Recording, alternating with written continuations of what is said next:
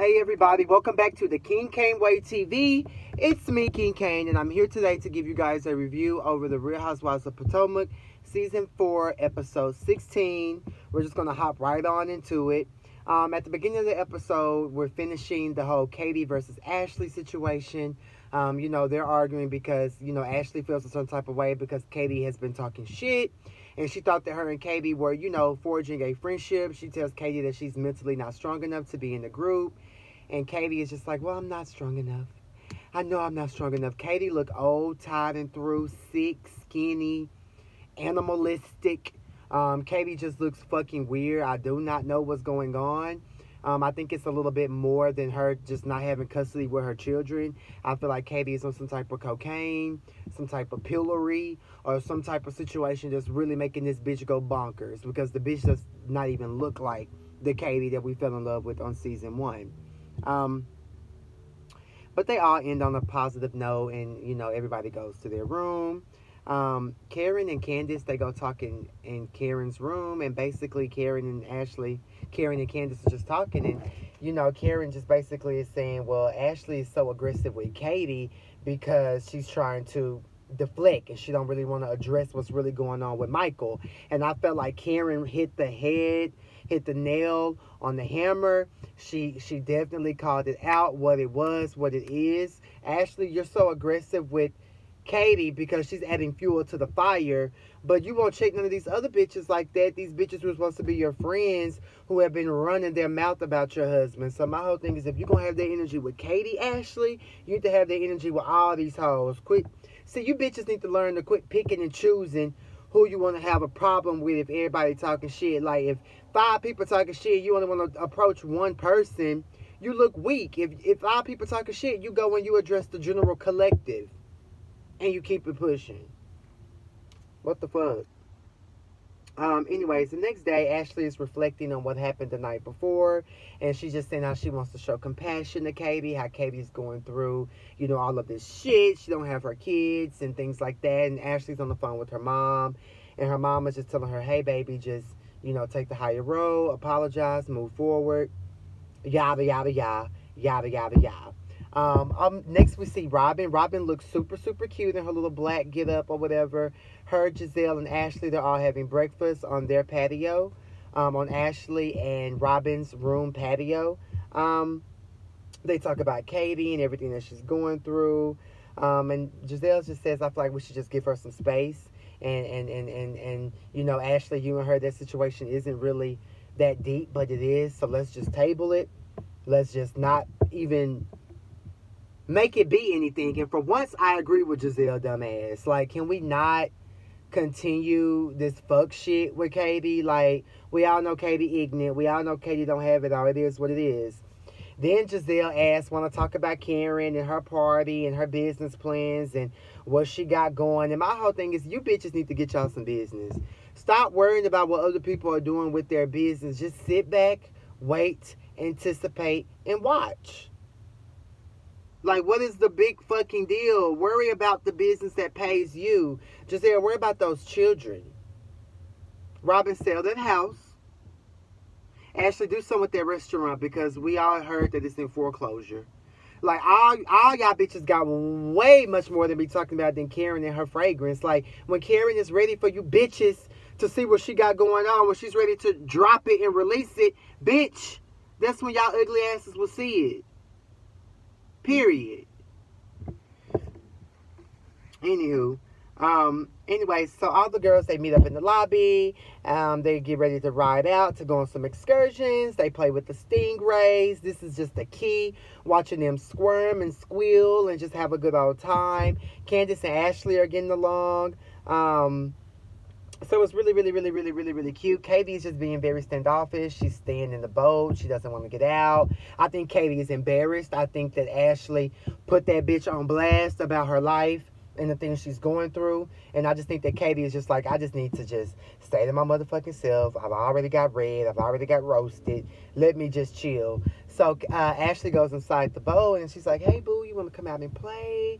Let's have a good time. You know, we play with the stingrays. And Katie's like, oh, no, I'm just sick. Like, I don't really know. And so Ashley apologizes and is just like, hey, I'm sorry about the fuck shit I said. You know, I just want to move forward. You know, it is what it is. I really have no ill will towards you. They make up. You know, it's beautiful to see. That was very big of Ashley, big forehead ass, to apologize and to try and move forward, because you're the bitch who's always been in everybody's business with no type of, you know, I'm sorry, no type of anything. So, bitch, this is big for you. Next, they're all on the boat, just chilling. Karen is working, honey. She's making her phone calls, making sure that her flowers are there, her this is there, her this is there. Like, she's getting ready to, you know, put on just basically like, this is my lunch. This is like my reveal of what I'm working on. So that's what's up. I like to see Karen busy doing what she needs to do. They arrive to Rum Point, and they all sit down to eat.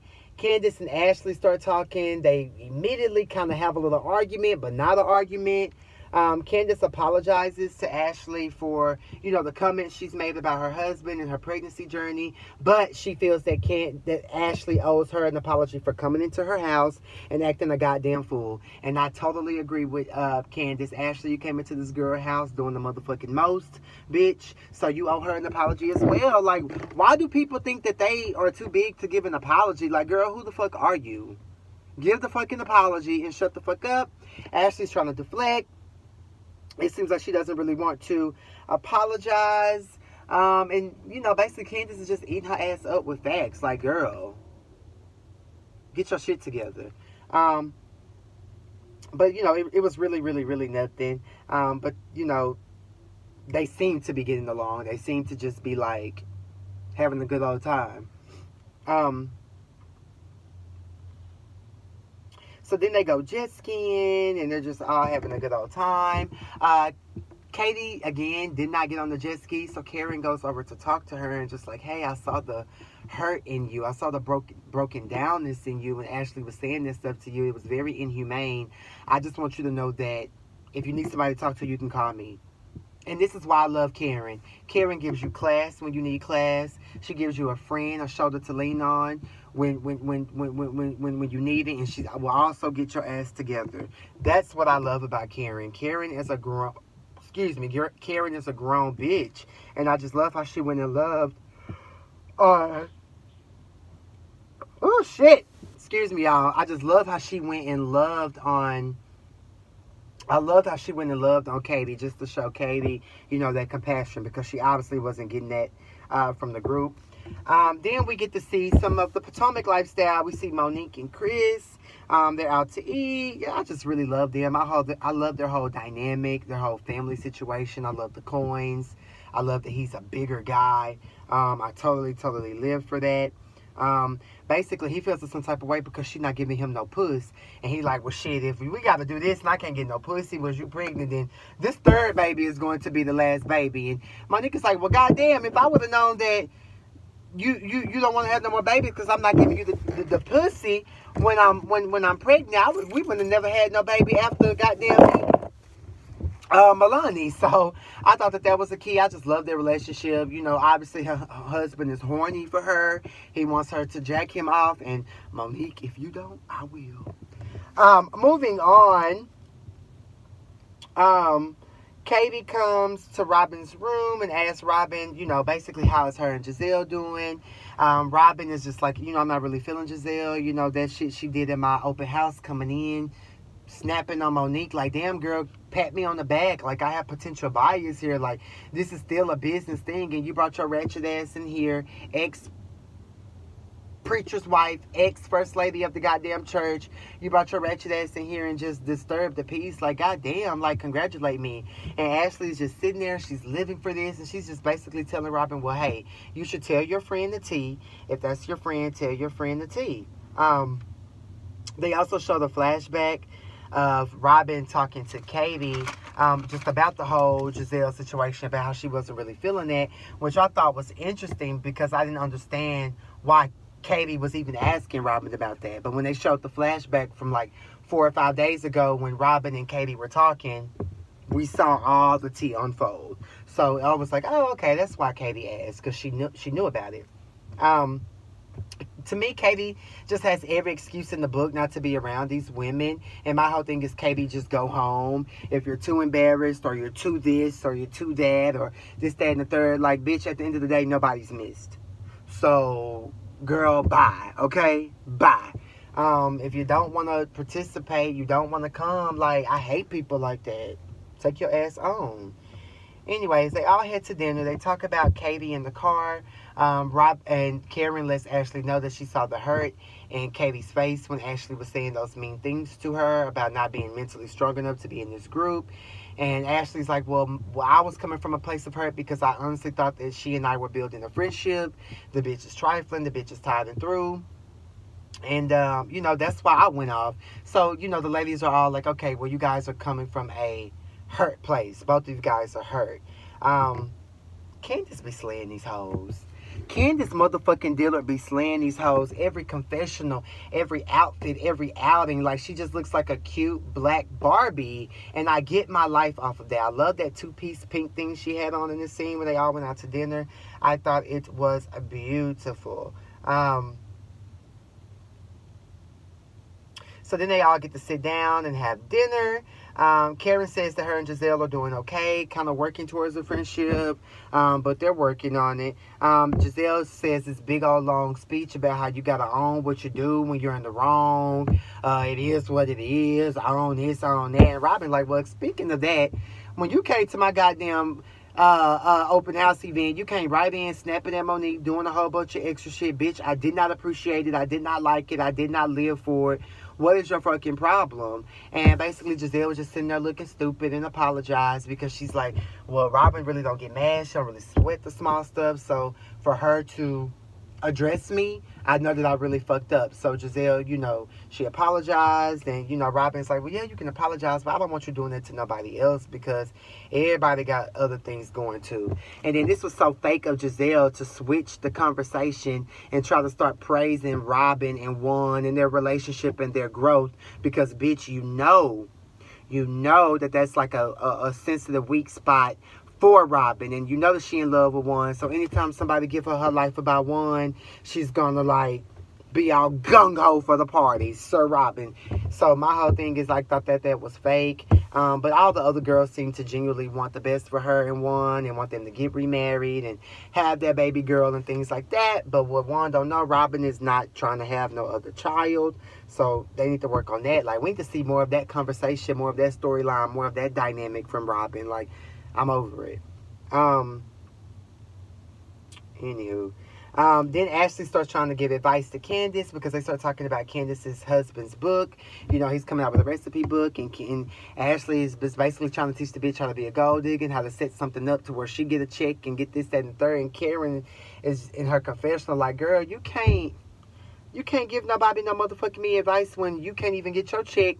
Y'all ain't even figured out what's gonna happen between y'all if you and your man get split or whatever the case may be. Like, girl,